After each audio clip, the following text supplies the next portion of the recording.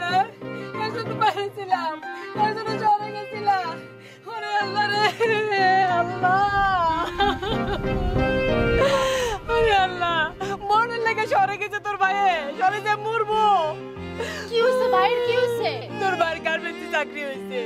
গার্মেন্টসে চাকরি হলে মানুষ বাঁচেনি, আগুন লাগে মরে, বিল্ডিং ধসে মরে। খাবি কি মাইছে কি তোর বাইরে নিয়ে চাকরি লয়ে বলেছে?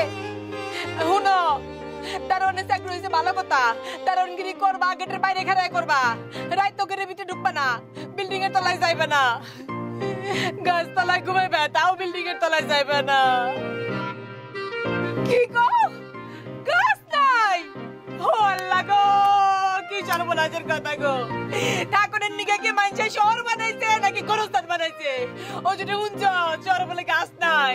সাবধানে থাকতে কও ভাইরে, সাবধানে থাকতে কও। শুনো তুমি সাবধানে থাইকো, বিল্ডিং এর তলে যাইও না, খোলা আকাশের নিচে ঘুমাইবে। আমি অনেক গুরিনের কাছে যাইতেছি, গুরিনের কাছে যাইয়া হাতে পায়ে ধরে ঘুমু, তোমার সাথে মোবাইলের ভিতরে একটা ফোন দিয়ে দেয়। তুমি চিন্তা করো না রাখি। ও ভাই গুরিনে করে যাও। আচ্ছা ভাবি আমি আসবো না, আসো। আবু ভাই আমি পারো আপনি সারান। যাও হাই হাই কি হলো রে ভাই, কি তাই মানুষ কেমনে বাঁচে? ভাবি আপনার কি বিশ্বাস হচ্ছে আমি চুলটি ইচ্ছা করে মাথা ফাটাইছি?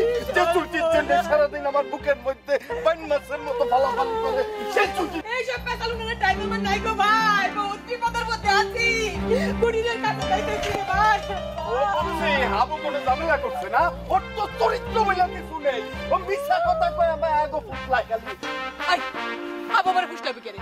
হাবু জীবনে কোনদিন আমারে ফুসলা নাই, হাবুর নামে এরকম মিথ্যা কথা আমি কইতে পারব না। আরে ভাবি হাবু আপনারে ফুসলাইবো কে? হাবু তো ছোট ছোট মায়াগো ফুসলায়, আপনার মতো বুড়িরে তো জীবনে ফুসলাবে না। ও তো কি কইলা তুমি? আমি বুড়ি? জি না না না না ভাবি, আপনি আমার কথাটা বোঝার চেষ্টা করেন, আমি আসলে বুঝাই কইতে পারতেছি না। হাবু তো কোনোদিন আপনার মতো মাতারি ফুসলায় না। কি কইলে তুই? আমি মাতারি? আমি মাতারি? না না না ভাবি কইতাছি হচ্ছে কি, আমি তো পড়াশোনা বেশি করি নাই, এই জন্য যা কইতে চাই ঠিক মতো গোছাই কইতে পারতেছি না।